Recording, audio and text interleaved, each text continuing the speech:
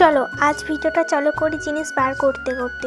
সবার আগে বলি তোমরা কেমন আছো বন্ধুরা, আশা করি তোমরা সকলে অনেক ভালো আছো আর আমিও ভালো আছি। তোমরা আবার বলবে জিনিস কোনো বের করছি, আসল কারণটা হলো কাল আমাদের বাড়িতে হরি পুজো আছে, তাই জন্য নিরামিষ বাসনপত্রগুলো বের করে নিচ্ছি আর এগুলো না ধুতে হবে। তো বের করার পরে তো ঠাকুরের ভোগ বানাতে পারবো না, তাই না বলো, তার জন্য আমি ধুয়ে নিয়েছি। এতগুলো বাসনপত্র আমাকে ধুতে হবে, আরও অনেক কাজ আছে। আর তোমরা বলবে তুমি কি একা যে করছো, তোমার বাড়ি থেকে কেউ নেই? না গো না, আমার বাড়িতে সবাই আছে, তারা অন্য কাজগুলো করবে, আমি বাসনগুলো ধুয়ে দিচ্ছি। যেহেতু বড় হয়েছি একটু কাজ তো করতেই হবে, তাই না বলো? সব কি মায়েদের উপর করলে হবে? আর তাছাড়া আমার এগুলো করতে অনেক ভালো লাগে, ঠাকুরের পুজো করতে, জিনিসপত্র হতে, রান্না করতে সব সময় ভালো লাগে।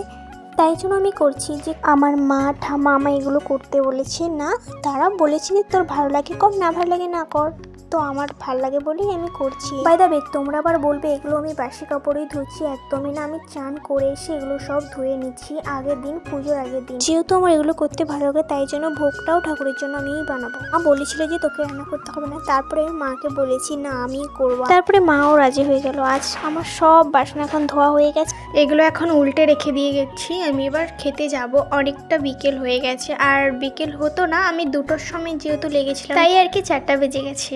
ও কোনো ব্যাপার না, আজকের মতন টাটা, দেখা যাচ্ছে কাল ব্লগে, বাই।